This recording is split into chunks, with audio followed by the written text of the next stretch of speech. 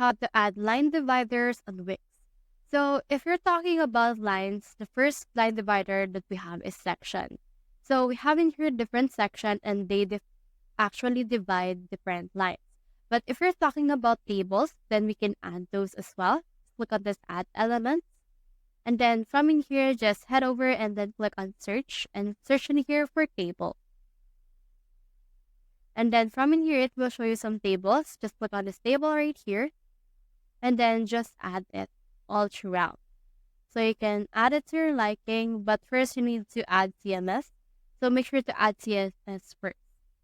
So you can also add another layout, like for example, product descriptions or product galleries right around here. So for example, we have in here this galleries. So you can head over and then just add any gallery that you want. For example, we have this one, which is a grid gallery. You can head over and add this right around here and attach it right here.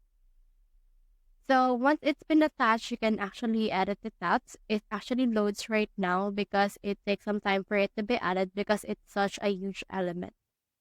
So just wait for this. And then once it's been added, it will look like this right here. So if you want to add another line divider, you can head over and click on this quick edit right here. And then you can see in here the layout.